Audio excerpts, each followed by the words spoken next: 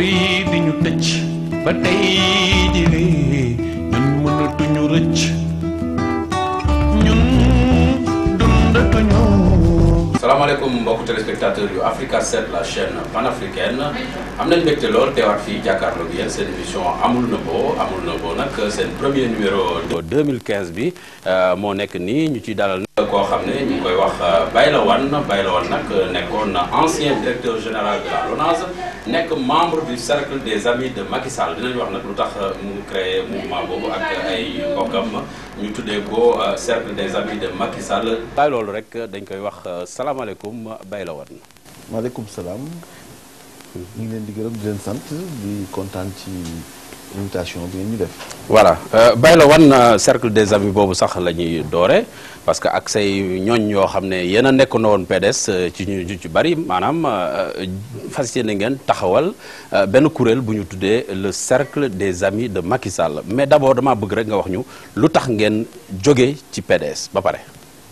waaw maa ngi lay gërëm di la sant lu tax ñu jóge ci PDS parce que foofu kat da nga nekkoon sa kër bàyyi ba mujj gi ñu xatal la fa nga am ay somme d'humiliation te wóolatul la parce que bu ñu demee ba lay laaj na nga wax loo xam ni day xajamal sunu xarit comme Macky Sall di xool di lux mbët loo xam ni amul wala ñu lay taqal ci loo xam ne amul su fekkee ne am nga xel war nga xam ni amatoo fi place ñu bari nag ci ñun loolu moo ñu jàpp ba ñu génn PDS. da ngeen gis ne daal biir PDS dañ leen fa burna xatal ñu bu baax parce que boo buñ la wóoloo bu mujj gi wóolutul la je ne pense pas nga war mën toogaat. wóolu bi ci ban anam la maanaam. wóolu parce que buñ ñëwee ni duñ lay enquête ci loo xam ni ñoom xam nañu nu mu demee te enquête bi jubluwuñu lu taqal ci sunu frère de parti bu nekkoon sunu frère de parti ñu bundu xatal ko bu mu dem muy Macky Sall nga xam ni nag toogaat foofu yàggal jël la rek ndax ci yow lañu jëm si kaw lañu jëm si bañ nañu nag ba tey parce que loolu ba tey ñu ngi jàpp ni ay def loo xam ni ay nit yoo xam ni tu sais boo toogee ci bés ci benn bërëb bu fekkee ni da nga toog gis quelqu'un qui explose en vol ou qui tombe en piqué sans signe annonciateur xamal ni ça vient de son propre camp toog loolu la ñu fa xalaat gis ko ci ay jëfin ci ay defin nga ni nag wax dëgg yàlla jóg jot na am na nag ay stratégie parce que doo toog rek xëy suba rek ni bon damay bàyyi am na yoo xam ak yoo xam ni jëlmbat nga ko ba nga xam ni boo jógee dem rek mën na nekk parce que y a des coupe-gorge et des fausses trappes il faut pas y tomber waaw dafa am ñoo xam ne nee nañu déclaration bi Wade def ne doomam war na mën a ko wutu ci parti bi muy Karim Wade bokk na ci li tax ngeen beddeeku woon ginnaaw PDS. waaw loolu bokk na ci pour la bonne et simple raison que Karim ñun fii la ñu fekk Karim waxuma ni man maa ko inscrire waaye man jàpp naa ni lépp loo xam ne moom la ñu envoyé ci Angleterre pour mu jàng man maa ko envoyé à partir du boobu maa ngi ci kër Ablaye Wade di fa liggéey. donc ñu xam ne Karim waree jàngi Angleterre jàng en Angleterre. waaw fax yaag yëpp c'est moi qui ai fait comme signé li en Suisse. donc parce que ci kër Ablaye Wade laa nekkoon doon fa liggéey ak moom. donc boo demee ba mujj gi léegi mu ñëw ñu dem kaso ba tàyyi ndax Ablaye Wade lu fu ne ñu dugg fa ñu jàpp ñu bundu xatal ñu on a laissé toute notre jeunesse là-dedans xëy suba ñu ni kooku mooy nekk suñu kaw bopp. parce que njëlbéen gi Ablaye Wade bu mu nekkee pouvoir rek ci sama xalaat bu gàtt dama jàpp ni tout de suite dafa engagé wu. ci processus tegal ñu Karim suñu kaw moo am ñoo xam ne def na leen xaalis pour ñu nekk des riches des gros riches je vais pas citer de nom parce que ñoom ñëpp sama xarit la xëy na seen wërsëg la ñun nag koo boo nanguwul rek am na loo yoroon ñu nanguwul ko baa boog ñu bundu xatal la ba nga xam ni war ngaa mën a dem kon ñun jàpp ñu ni Karim mooy candidat idéal boo xam ni war na mën nekk suñu kaw par rapport parce que il n'est pas héritier de Abdoulaye Wade ñun ñoo fa nekkoon jàpp ma ni moom war na fi amul lu mu ñu ëppalee loo xam ni war na mën toog ba ni moom la ñuy joxaat parti bi parce que son futur est hypothétique est lié il joue une trame boo xam ni Et il ne maîtrise un scénario qu'il ne maîtrise pas la trame. Parce que ça dépend que de son père. À ce niveau nous mënuñu d'accord loolu. ñun toog waxtaan maa ngi ko xool kan mooy am profil bi dàq à la limite pour jox ko le parti waaye tout à fait au départ gis nañu ni moom loolu moo doon option am door nañu Idrissa door Macky Sall ak keneen koo xam ni jàpp nañu ni bu ñu jógoon ci loolu rek ñun ñëpp. ñoo waaw mais li jaaxal ñëpp bay la woon mooy boobu. bañ koy def boobu Abdoulaye Wade yor nguur gi. doon teg ay jéego pour doomam remplacer ko. fale leen fekk mais génn loon woon PDS. ah non génn yoon PDS parce que moi j'avais des responsabilités étatiques. Responsabilité étatique on l'assimile le plus souvent à yaa nga ànd ak nguur gi man dama doon liggéey sama liggéey ak des responsabilités def ko c'est pas parce que dama war a bàyyi loolu topp ci Macky Sall c'est mon ami on a été ensemble depuis longtemps on a été dans la coordination des cadres ak ñii ma la wax ñi nekk si ay xaritam ñu doxal ko nu ko war a doxalee et bi mu nekk premier ministre aussi on est tout le temps ensemble man kay du ma tafoon ka ci Macky Sall parce que pour ñoom lépp xaritu Macky Sall la parce que nag wax dëgg yàlla il me l'a rendu. waaw loolu dinañ ci dugg bu baax. waaye li ma bëgg ñu wax mooy Karim Wade boobu. bi ko bàyyam di mettre le pied à l'étrier ni ko tubaab bi di waxee. boobu yéen a ngoon biir PDS te demu leen. ah non demu mais j'en ai parlé personnellement à maître Abdoulaye Wade dans son bureau. loo ko wax. je lui ai dit que ça ne peut pas on ne peut pas accepter que ñun ñu def tout notre vécu au niveau du parti. ñu jëkkati ñu Karim Wade di ko teg suñu kaw bopp. moi je ne l'accepterai pas personnellement je lui ai dit dans son bureau. entre quatre yeux. waaw comme que nag continuer na ci loolu. ci ay jëf dem moo gën a gaaw. waaw léegi li ñu gis mooy da ngeen fas yéene. demuma nag wax dëgg yàlla demuma nag sur le champ. oui parce que loo gis ak yàgg fa nag. tax na war nga mën xam ay yoon. ak ay stratégie noo fa génnee te doo am ngaañ-ngaañ bu bëri wax naa la sànq y a des choses trappes des coupes-gorge il faut les éviter il faut passer dans les interstices pour pouvoir mën génn ci jàmm à moindre frais waaw moo tax ngeen créer le cercle des amis de Macky Sall lu tax ngeen choisir créer lu mel ni mouvement de soutien moom lañ ko mën a tuddee au lieu ngeen créer parti bi ngeen génnee PDS non moi ñun nous sommes des libéraux Macky Sall est un libéral. Il est au pouvoir, quel que soit comment il est venu, par 65% des Sénégalais. lan la def ba mën yaakaar boppam ba egsi foofu egsi na suñu xarit la amatuñu ñun benn ambition lu dul jàppale ko ba mu jóge fi man loolu laa jàpp. Macky Sall libéral ne doit pas avoir un parti d'opposition le principal parti d'opposition libéral xel mënu ko nangu parce que c'est pas cohérent. loolu mooy PDS daf ko war a jàppale. PDS daf ko war a jàppale.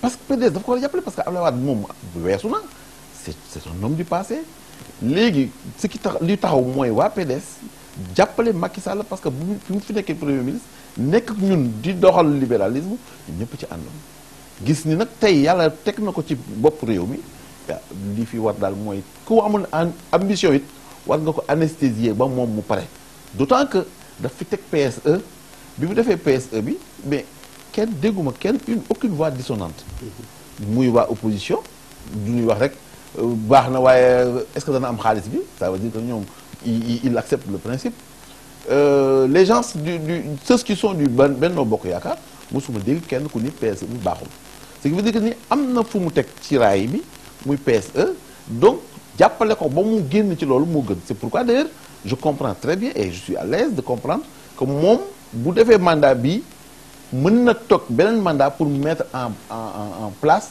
sur les rails en tout cas le PSE pour la bonne et simple raison que bu ko commencé léegi financement yi sax commencé bu ñu ñëw am na yenn yu am waaye am na yoo xam ni la majeure partie ñëwagul mënu ko jeexal fii ak 2017 et c'est pourquoi d'ailleurs j'exhorte les Sénégalais et surtout waa Benno Bokk Yaakaar comme waa PDS ñu jàppale ko pour mu jeexal au moins li mu namm ci Sénégal te ñun ñëpp ñu d'accord ci ni PDS. waaw da nga d'accord ne waa PDS tey bu ñu ñëwoon di jàppale Macky Sall mën nañoo bokk mbalka ak waa PS ak waa AFP.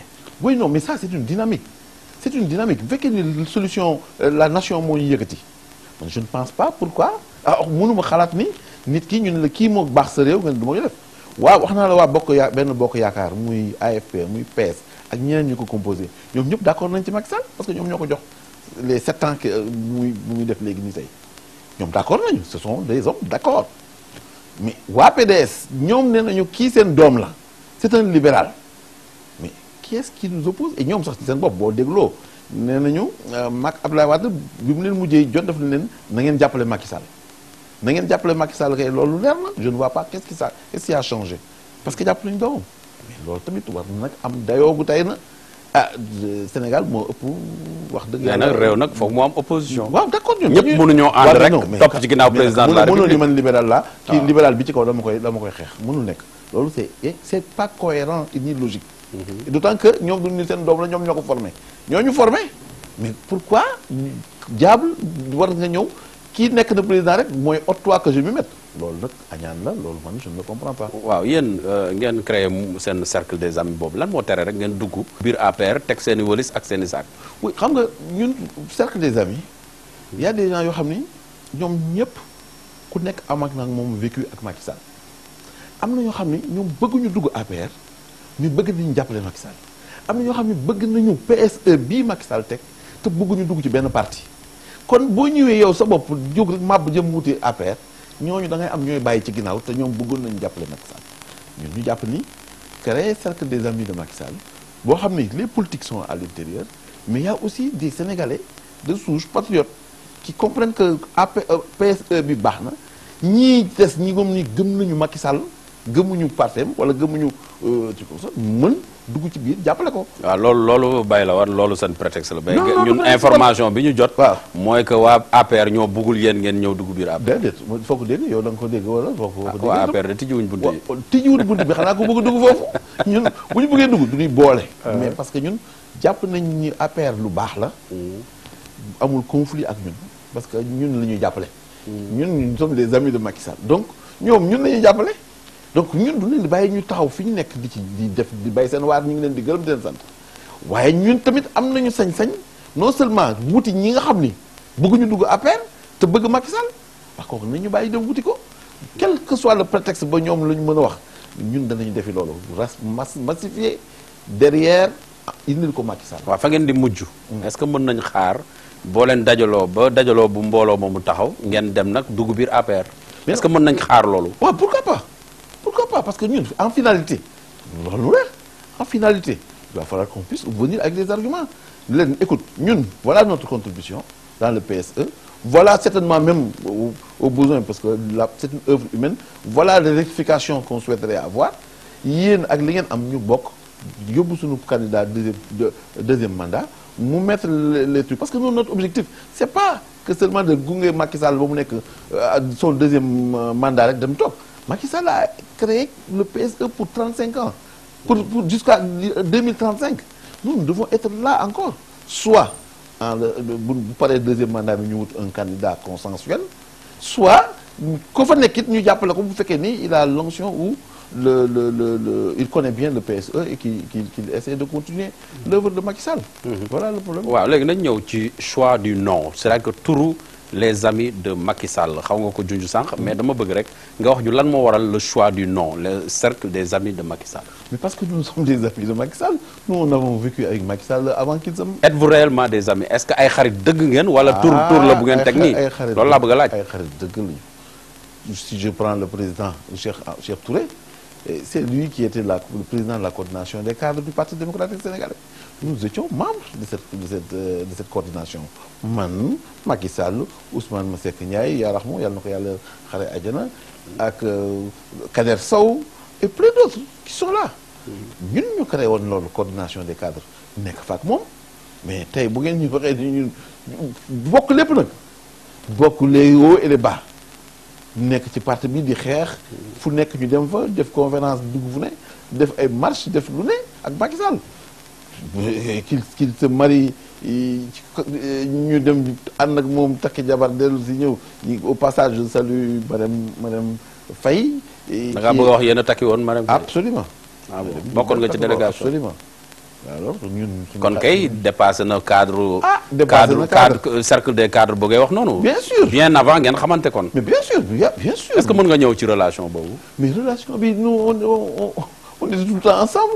Et bien avant quand il était cadre à Petrosen avant même qu'il ne parte à Houston au passage je dis que quand il partait en 93 98 il partait en 96 98 il était parti aux États-Unis dégg naa sax ñuy wax ni kër googu mu am mi ngi ko soog a am moom kër googu boobu temps la ko am je me rappelle bi mu nekkee premier ministre man ko naan na tegal foofu baaraam parce que loolu am na solo. ah parce que bi ñuy wax patrimoine u Macky Sall naan ay 8 milliards boole nañ ci këru Houston boobu. oui mais non il raconte des histoires. yow nga ne këru Houston bi Macky Sall man j'ai demandé à Macky Sall premier waaw. ministre parce que xamoon naa ko. bien sûr il était quand on devait faire les élections législatives Abdoulaye Wade avait zappé les cadres.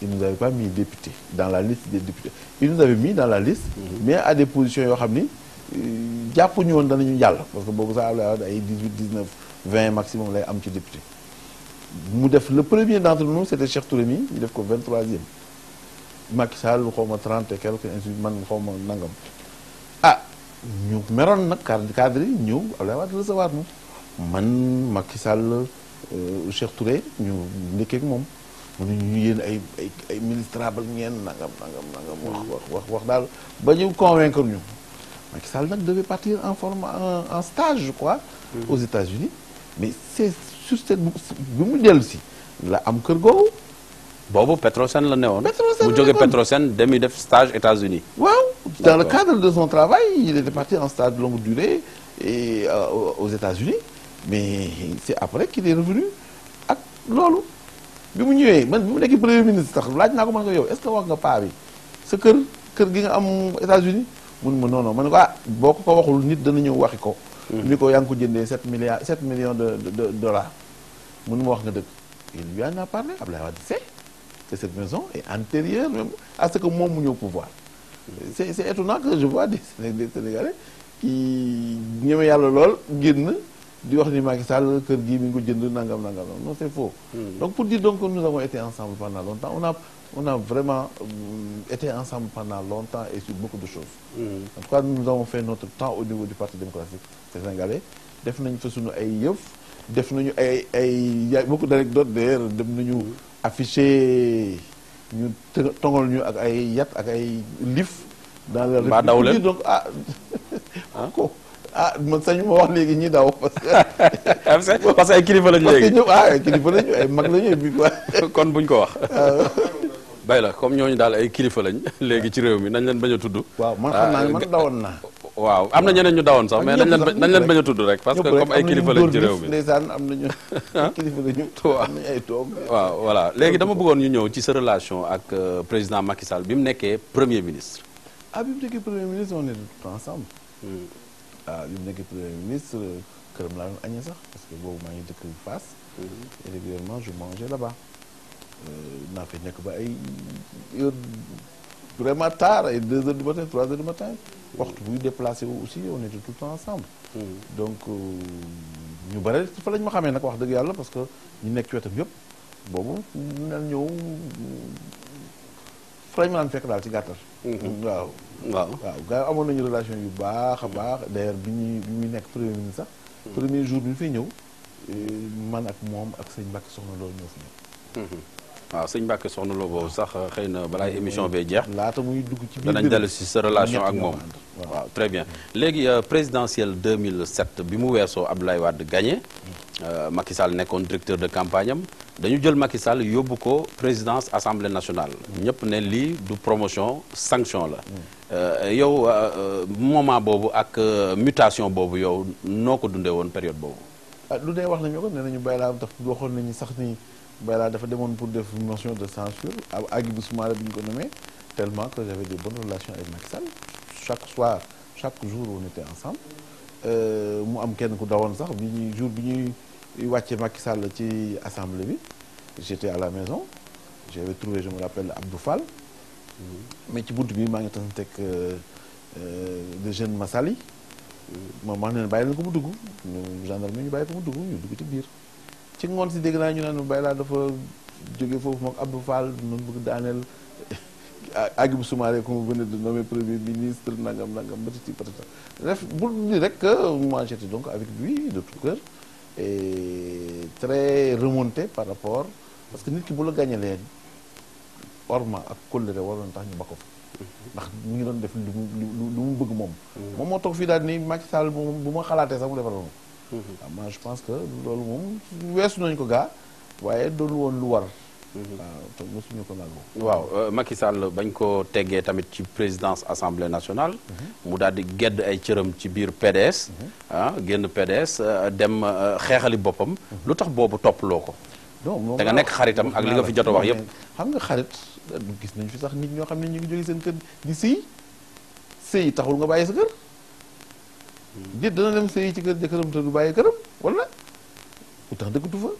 Macky c'est mon ami et j'ai gardé les bonnes relations avec lui wax na ko fi sax moom bi may jubale ak Latif quand on a eu un différend mais Macky Sall dafa ni moom bàyyi laa rek laa gis ci koo xam ni nekk na ci gouvernement ba tey di ñëw sama kër du làqu bëccëg ak guddi parce que Abdoulaye Wade du am xaritam naan ma bàyyi sama xarit non mosuma ko def mosuma ko wax nag wax dëgg yàlla mais nag mosuma leen bàyyi aussi daa leen fréquenté régulièrement.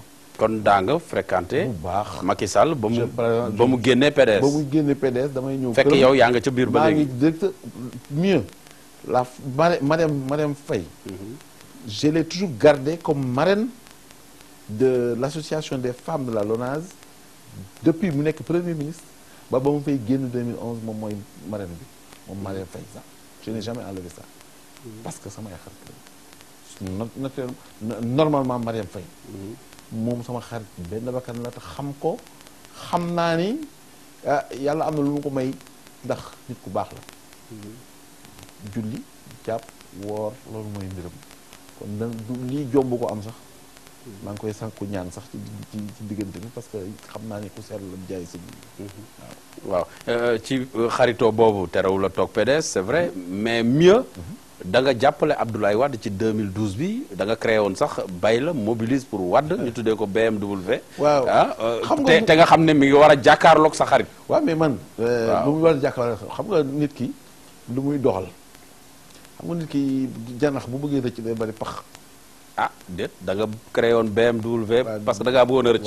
waaw dama bëggoon rëcc. parce que dafa am lu xewoon ci diggante bi man ak Abdoulaye Wade ma dugg ci bureau wax la ma ko wax. Sénégal yëpp dégg ko boog ñu bare boog dégg ko kontaan nu ci woon trop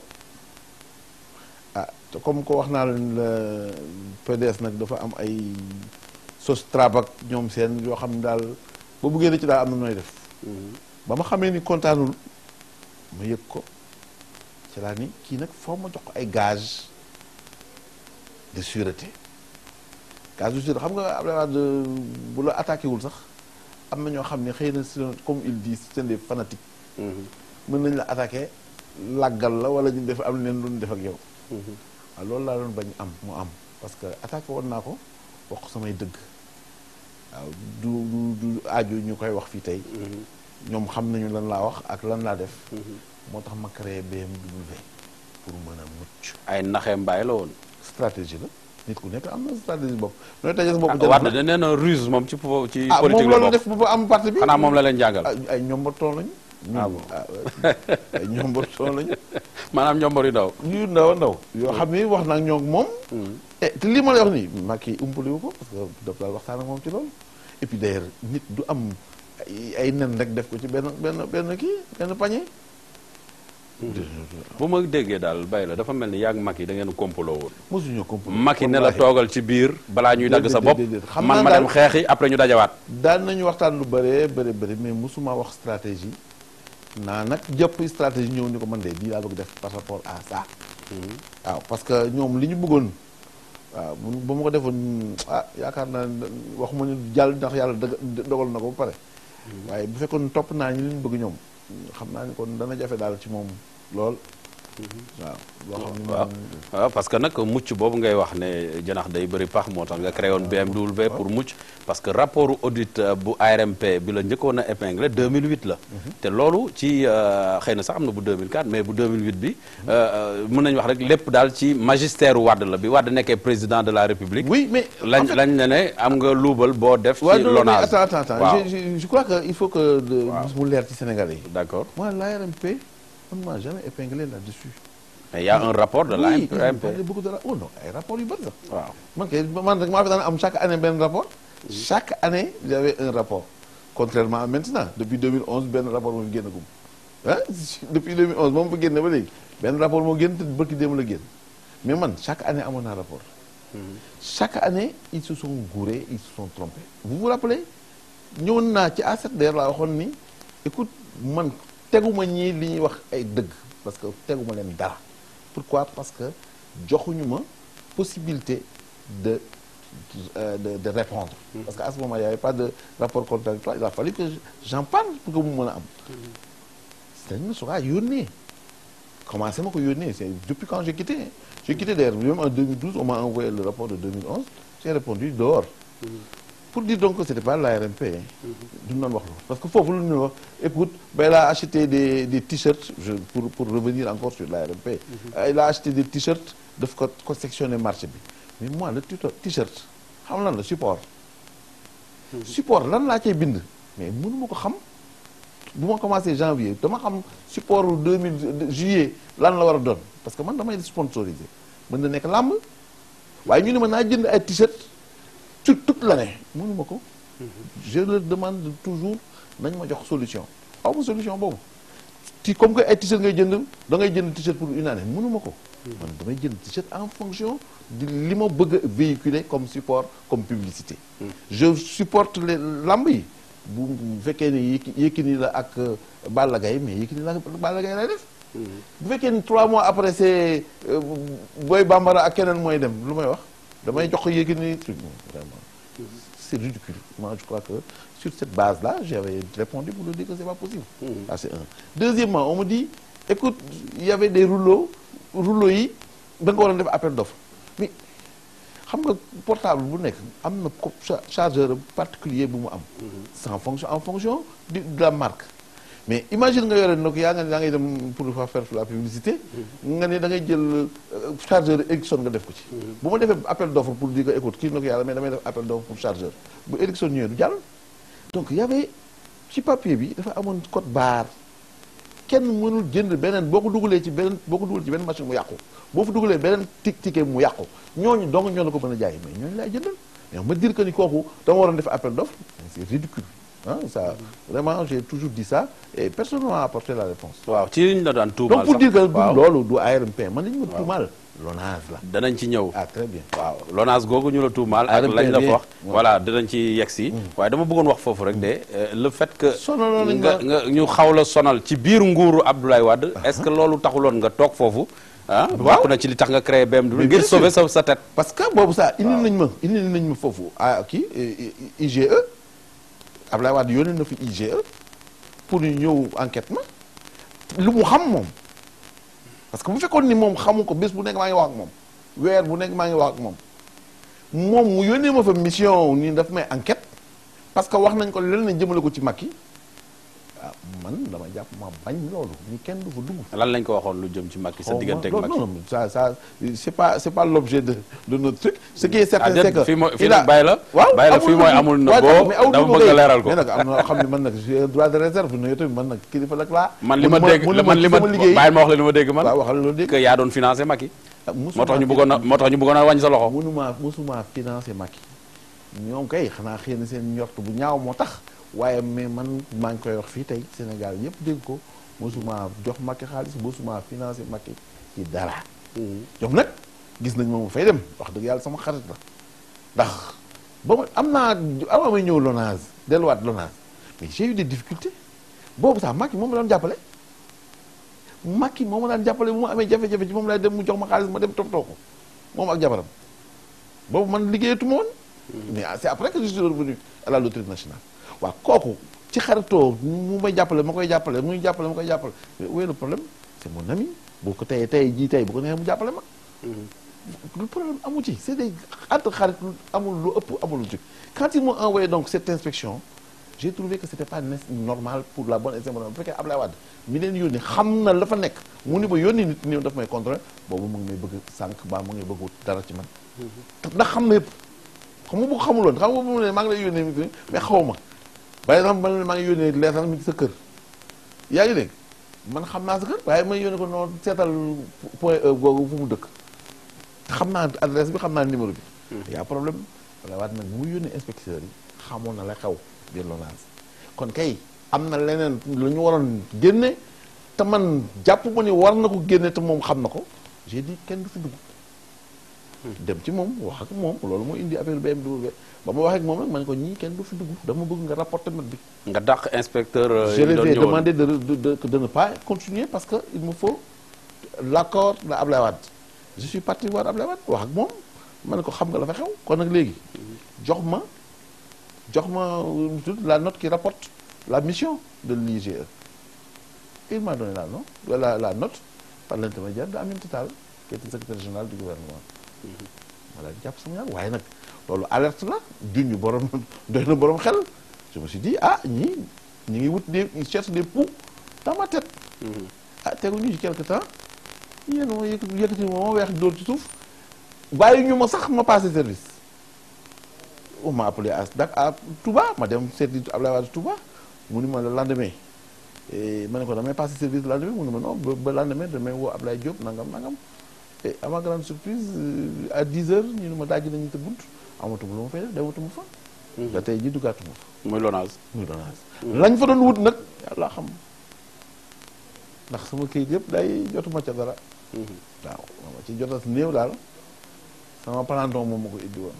waaw ndax baax rek wallaay waaye mi ngi doon daal. waaw yow Macky Sall ci boppam am na sax luñ ko doon topp moom bi mu ko génnee PDS. naan dafa luubal xaalis. yow xalaat nga ne Macky Sall boobu bu gañewuloon tey est-ce que kii di Ablaye Wade du jël lu mel ni CREI dugal ko ci kaso bi. laa mais ñàkk ko gisal dara moo tax. sama xalaat gàtt de xëy na je me trompe CREI yi c'était créé pour ça c'était créé avant. mais on allait l'exploiter. da nga bëgg a wax li tax Ablaye Wade dissoudre ko. mais Ablaye Wade il est trop intelligent. dafa soxla woon CREI. Ablaye Wade il calcule beaucoup. il est trop intelligent trop truc pour pouvoir laisser ça comme ça mu fàtte ko. c'est pas possible. Ablaye Wade que je connais non il peut pas. ça là c'est retourné contre eux mais en fait c'était destiné à autre chose. mais vous vous rappelez de l'article 80 waxoon nañu dañu ko fi dindi. mu naan dana dindi pourtant am na ñu ci jàpp ñu bëree après mais ba tey dindiwu ko woon. man de foofu laa ko kal de CREI boobu foofu c'était pour Macky pour moi pour quelqu'un d'autre ou quiconque ne souhaitait pas faire ce que Abdoulaye Wade dit à savoir ranger derrière Karim Wade. maanaam daal bu ñu tënkee wax ji. Abdoulaye Wade li mu fas yéene woon bu gañe woon 2012. jël CREI lay def képp kum ne toppal ci ginnaaw Karim nga bañ mu dugal la. moom laa yaakaar. moom laa yaakaar ne loolu la woon. far doomam dugg fa. xam nga yàlla moom jaam ak dogalam nu mu tudd jaagu bëgg-bëggam yàlla ak dogalam. yàlla def. waaw li ñu seetlu. ñu ngi ñaan nag yàlla génne ko ci jàmm. foofu waaw parce que foofu doo souhaiter sax say ennemi dugg fa. waaw parce que dafa tul daal ba tey yàlla na ko yàlla génne foofu ci jàmm. waaw li ñu seetlu mooy biñ lay topp. ci Ablaye Wade la woon maanaam bi mu nekkee président mais biñ lay jàpp ci Macky Sall lañ la jàppee. mais parce que ils avaient. kan moo la dugal ci biir ci ñoom ñaar. mais qui commandité mais ça c'est je l'ai dit à suffisance. c'est Souleymane parce que xam nga Macky benn moment dinañ yegg si foofu benn président Macky Sall benn moment nee na dossiers yi Ablaye Wade tegoon ci suufu tiroir maa ko génnee. jox ko justice c'est difficile il savait même pas parce que ça ne vient pas de lui xam nga bu justice mooy bu fekkoon ne am na. Au niveau IGE au niveau Cour des comptes ñoom ñoo am di def rapport ci Macky Sall li ñuy waxoon li ñu may toppee woon fii nii Macky Sall n'a même pas reçu de rapport là-dessus kii Souleymane Ndéné Ndiaye bi nekkoon premier ministre moo wax mais vous avez entendu la dernière fois Condé dire que les documents yi moom moo ko jox Souleymane Ndéné le directeur dit que Souleymane Ndéné moo wax ñu porté ma plainte mais bu Souleymane naar bu ndaw lu mu wax ci berkere la ko déggee tu crois que Souleymane Ndéné dana mu porter plainte la d'accord ci ñu wax directeur général bi mu porter plainte dafa porter plainte waaye affaire bi tardé comme on dit le temps de la justice c'est pas le temps de tout consort ça a pris du temps bi Macky ñëwee rek ci la ñu accéléré bon certainement la justice a voulu tu sais gagné 2008 la woon ñu dugal ko ni waaye plus le directeur nouveau dit que man dama jaay Lonase loolu mooy kii bu bees bi. bu indi loolu. bay laa dafa jaay Lonase Sénégal nañu xam ndax man jaay naa Lonase. loolu daan ci ñëw waaw léegi da nga bëgg wax daal Souleymane Ndéné Ndiaye moo la dugal kaso. moo wax loolu oui. moo la porté plainte. absolument moo wax ñu porté ma plainte. c'était le président du gouvernement. c'est le chef du gouvernement. waaw mais man naar bu ndaw lu mu wax ci docteur la ko déggee man jàpp ma ne. da nga jàpp ne Souleymane nee na Abdoulaye Wade da ko yónni mu porté la plainte. Souleymane bu ko Abdoulaye Wade waxul ñeme woon de toute façon lui il n'a pas beaucoup de trucs là c'est-à-dire que dama ko. mais li ma jaaxal mooy Souleymane Ndéné Ndiaye ni Macky nekkee sa xarit la dee woon sa xarit. ah waaw Souleymane c'est notre ami. waaw mais Souleymane wax naa fi assurance bi ñu àndee Macky bu nekkee ministre conseiller mën na gërëm Macky Sall ak man mi ndax maa ci waxtaan ak Macky Sall wala loolu mën nekk. wax naa ko fi kenn du ko fi gën dindi. yaa tax Souleymane Ndéné Ndiaye nekk ministre conseiller. waxuma ni maa tax yàlla moo tax waaye ci moom man ci ñi wax ak Macky Sall ci laa bokk ba waxtaan Sall gis Ablaye Wade may ko poste ministre conseil mu may ko jox ko mu may ko pour ne pas dire mu may ko Souleymane Ndéné kon boobu moom kay ma ngay doxal xarit ci foofu loolu ministre conseil bi ci la jógee pour nekk ministre directeur de cabinet fonction publique pêche premier ministre kooku bu lëg-lekkee olof na ko gërëmee coy waaw ndaam Ablaye Wade moo signé décret bi waaye na xam ne ci Macky Sall la jaar ba mu egg ci moom fu cër bi mu war a jox Ablaye Wade moom la war a jox Macky Sall nii te encore plus Macky Sall parce que c'est son ami man du ma am xarit mu nekk dans une position boo xam ni war na mën a am def loo xam ne kenn defu ko fi parce que Macky Sall est en pole position aujourd'hui pour redevenir président de la République mais du ma ko xañ man bu doon man dama ciy jàpp ba mu am bu paree nag mais il est jeune il peut demander mais à ce moment là sax ci da koy nit ñi di naw parce que boobu sax man mii sax dinaa ko jàppale mais nii yow nit ki nga jaar ci moom mu jàppale la ba nga egg foo egg am na foo egg foo xam ne nag nga ni nag tu sais avec la transformé par les subterfuges du pouvoir hein, une impuissance initiale avec une impression de surpuissance nga yaakaar ne mën nga lépp non il fallait moi je pense que du cëram mooy jàppale xaritam plutôt que ni damay nekk en face de lui c'est pas joli c'est pas digne sama xalaat waaw am na lu tubaab naan troublante coïncidence yow dañu jékki saay daal ñu ne Baylawan ay ñoom Awa Ndiaye am nañ non-lieu total ci dossiers yi ñu leen daan topp danañ ñëw ci dossiers yi tuuti waaye li ñu jaaxal mooy moment boobu nga décidé ne da ngay jàppale Macky Sall. déedéet moi ba may jàppale Macky Sall wax naa la tudd élection législative yi romb. mais j'ai soutenu Macky Sall. waaw dafa mel ni rek dafa mel ni même dynamique bi la da ngaa dem négocier. déedéet mosuñu wallahi alazim Macky Sall defu ci boobu benn dara parce que dossier boobu c'est un dossier vide même mais en fait parti démocratique sénégalais ñoom xamuñu sax dossier bi ñoom la gën a arrangé. c'est pourquoi d'ailleurs ça m'étonne qu'il en parle parce que xamuñu dossier bi ce dossier là c'est Baylawan Alioune Diop ak Condé Niang mais Condé Niang il est du parti démocratique sénégalais Alioune Diop il est du parti démocratique sénégalais. kon kay bu ñuy dem ni ñoom la ñu gën a dimbali ko Baylawan c'est parce que le dossier est vide on a fait un non-lieu pour nous trois. Est-ce que tu comprends donc c'est pas seulement Baylawan pourquoi non moi j'interdis quelqu'un je menace d'ailleurs ku ci waxati leneen loo xam ni je porterai plainte contre lui parce que man. ku la tuddati ci dossier boobu absolument j'ai un non balaa ngaa porte plainte même ma poser samay question balaa nga ma cee boole. waaw parce que il faut que ñu ñëw ci raison yi la yóbbu woon. prison. raison yooyu mooy da nga amoon benn compte boo xam ne dañ ne c'est un compte clandestin nga dugal fa ay 3 milliards xaw ma ak ñaata beneen bi ça porte sur l'affaire panafricaine des jeux. loo mën a leeral foofu. mais leer na ba pare parce que déjà am naa non lieu je ne vois pas pourquoi. nu mbir ma demee pour téléspectateur. nu mbir ma demee mooy lan dafa am jeu Sénégal dafa am impôt yoo xam ni fu mu commencé hein parce que tu me demandes ça dafa am impôt qu'on appelle BNC bénéfice non commercial BNC dafay fekk ni société boo xam ne dafa nekk di liggéey ak waa Sénégal te amu fi représentation fu mu mënti nekk ci àdduna booy liggéey ak waa Sénégal te amuloo représentation fii da nga war a fay 25% sauf waa France ñu am convention di pay 15%. il se trouve que PMU France moo ñuy jox image yi comme que ñun ci la ñuy liggéey ñun ñu leen di fay régulièrement ndax image yooyu ak les informations hippiques ñu leen di fay xaalis ñoom nag ñun mosuñu récupérer le BNC de 15% mu dem ba nekk 4 milliards nangam.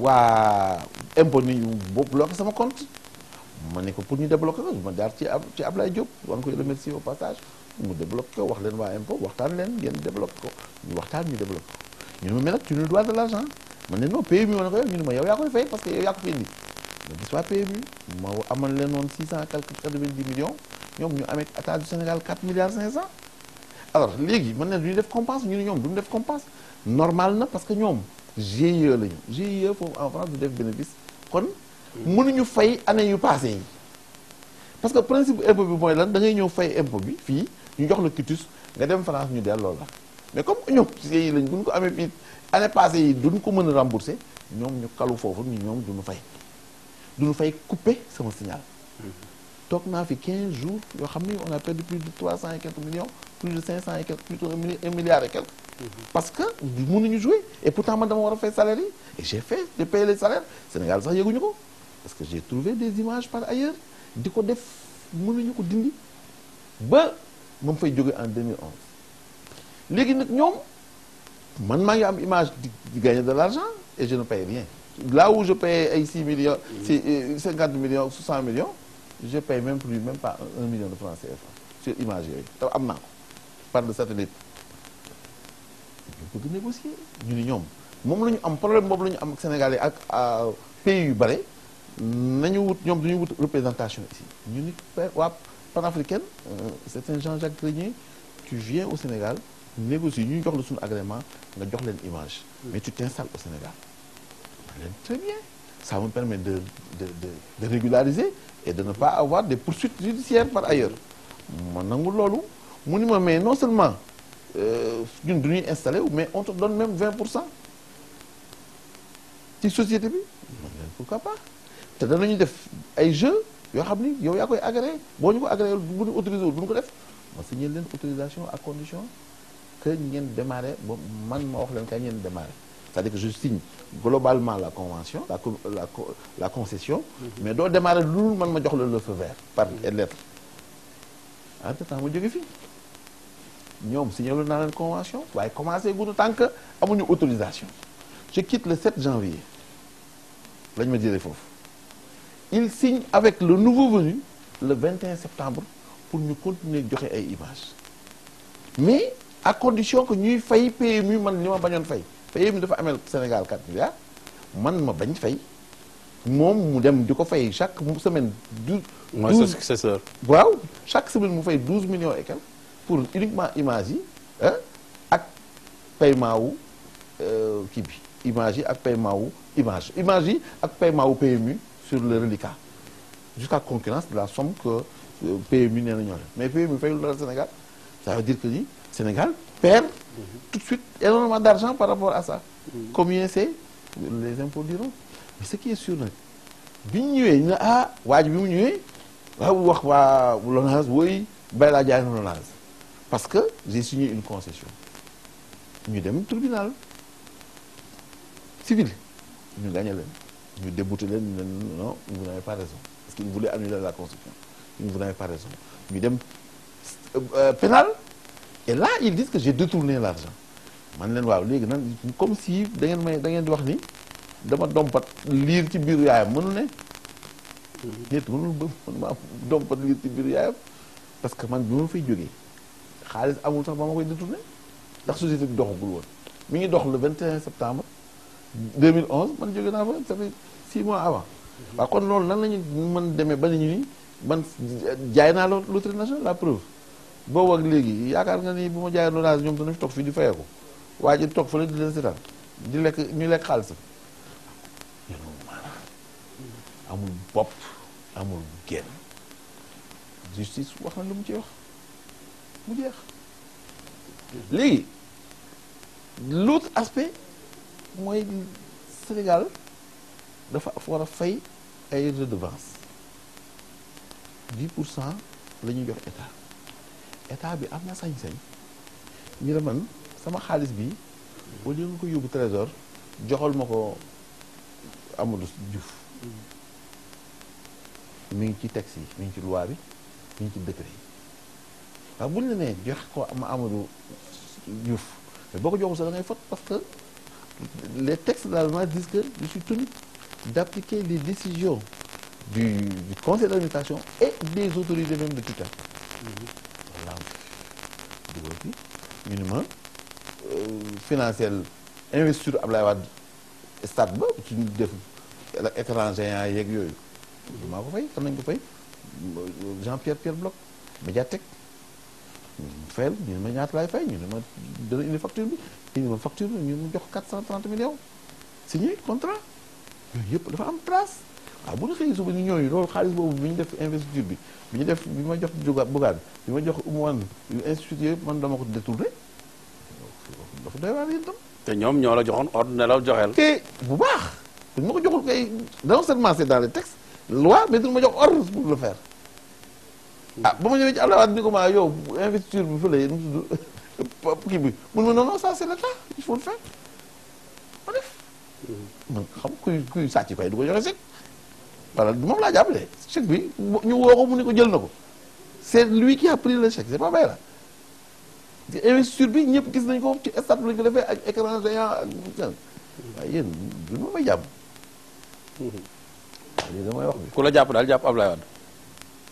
loolu moo doon yoon waaw ku ma bàyyi bàyyi Ablaye Wade waaw léegi balaa waxtu waa ñuy waajo bàyyi Ablaye Wade bàyyi ma waaw waxtu waa ñuy waajo xoj mais bëggoon naa rek ñu wax sa diggante ak Serigne Mbacké Soxna Lo ci début émission bi tudd nga ko te ñu xam ne jege woon nga noonu trop. mais wax ñu ci rek ñaari baat balaa émission bi jeex. ci sa diggante ak Serigne Mbacké Soxna Lo. kooku sama mbokk la d'abord. ñoo bokk lu bari. donc kër Makhtar Ndoumbe Diop sama maam la sama côté yaay sama côté papa sax parce que ñëpp xam nañu ni Sidi Albouri ak Amadou Makhtar Wane ak ñoo bokk ndey gañ siri ainsi de suite ñooñu ñëpp daal samay mbokk lañu boo duggee ci Kajoor boo duggee ci Fuuta ñu ngi bokk waaye dafa amul benn particularité par moom j'ai été son dernier porte-parole te kat ci baaxam ndongo la de du lu ma mën wala am na ñu ma ko dàq topp ñoo fi nekk waaye gisoon injustice bi amoon sama diggante ak Ablaye Wade moo tax mu yëkkati moon teg ci kaw def ma wallaay soxla ko woon def ma sagal ma rek ak baax xam ni injustice am na mu war ma jox cër moo tax mu joxoon ma son porte-parole di ma def loo xam ni moo ma ko dàq fop waaye yàlla rafetal ko ba mu rafet ma jàng ci moom nag lu bëree bëri j'ai appris beaucoup d'humilité beaucoup de choses yoo xam ne bu dul woon moom tey yaakaar naa ne nit bu yàqu laay doon waaw kon nag maa ngi koy gërëm di ko sant képp ku may jàppale rek na koy ñaanal parce que koo ko xoolee rek xeeb ko ci mat gi ci juddu bi ci jëfam ci waxam ak vraiment ci set geeg bëgg àdduna. waaw wax ñu si dernier instant bi ngeen di mujjee gisee balaa muy génn àdduna. waaw bu ñu mujjee gisee daf ma woo bés ni ma tey nu mu ci dimanche bi moom noo mën def da nga fanaan si da nga ànd ak jour boobu am di jaañ ñu ànd këram fekk mu recevoir ma ci néegam sax loo xam ne daaw ko def. ñu fekk armoire yi amoon seetu yëpp mu taf ko. maanaam mu nëbbu seetu yi nëbbu seetu yi def ci papier kaki la. loolu ah sëñ bi bu ma noonu dafa am ñu fiy ñëw te bëgguma ñu gis seen bopp ci seetu yi. man ko ah ba man ko ah sëñ bi kooku maa ngi xalaat ay jinne ak yooyu parce que comme que ñoom. ay jinne yu indi xaalis. waaw amoon ay taalibe ak yooyu. ma yaakaar ni jinne yu indi xaalis ma ne ko déet sëñ bi.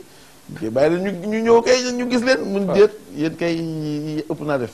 yàlla leen fi yàlla bàyyi ba ci kanam yëkkati jaaroom génne jox ma yëkkati kurusam jox ma jël ay yére yu bari jox ma ne ma maa ngi lay gërëm ba gërëm yem te su ma laa def loo ma defal maa ngi gërëm Macky Sall li mu nekk fii moo tax ndax wax naa ko ma Macky ba pare ni ko sëñ bi mu ne Macky Sall maa ngi koy gërëm fu mu ma leen fa mu jëm sax am na foo xam ni am na lu ñu koy jox waaye bu mu ko nangu nanga ma ko waxal ma woo Macky wax ko der côté boobu ci suba sa ginnaaw suba sa gaañu Macky Sall foofu la jógee ñëw ziar si ko ci biir Taïf mu ni ma am na lu mu lay jox ma benn sirru ni ma bi ci des naa la ko jox waaye teel nag loolu jaaxalu ma doon parce que ci suba sa ginnaaw suba sa la nelaw li may wax nii plus tard loolu jaaxaloon ma lool ndax sëñ bi mosuma wax lu teggi ko 1 an après ci koor ma nekk PCA wu Dakar Nav mu am ko ñëw ku tudd Youssou Gueye nekk fii kër maam Abdou ma ne ko na nga ñëw nag ñuy nafar ak yooyu ci dàq koor ko chaque jour bu ñëw bi mu ñu bujjee ñëw nag ni ma yow de tey naa la baaxee loo xam ni sa sëriñ ba moom moo ko joxoon depuis Taïf billaahi gis nga loolu moo sëñ bi waxoon ni naa la ko jox sa jotagul bu jotee di nga ko jot moom la ma génneel ni ma kii ci bindam ni ma sëñ kaa ma jox mu jaar ci loxo waaju mu jaar ci loxo Youssou Gueye pour dire que de sëriñ ba la ma waxoon defar na ko macha allah yàlla na ko yàlla yokk leeram te boo gisee ñëpp bu ñu jógee law làq ju Tuubaa ah moom macha allah mu des Taïf topp fa loolu borom xel yëpp war nañu xam ne moom xamoon na boppam defaroon na boppam macha allah. yàlla xaritu maamam la wax dëgg yàlla kon nag ma nga foofu ca Taïf. ñu ko fay fekk ku ma ko ñaanal nag ma jën ndax yiw doom nga ci am ak baax. maa ngi lay gërëm di sant ci bi nga ma waxee wax sëñ Mbacke Soxna Lo. waaw ñun tam ñu ngi lay gërëm di la sant Africa 7 ci teew bi nga teew fii ci sunu émission amul na boo. jërëjëf merci beaucoup. Baye Lawane moo nekkoon cher téléspectateur sunu invité ci émission amul na boo Baye Lawane nag bu ma koy fàttali moom nag moo nekkoon ancien directeur général.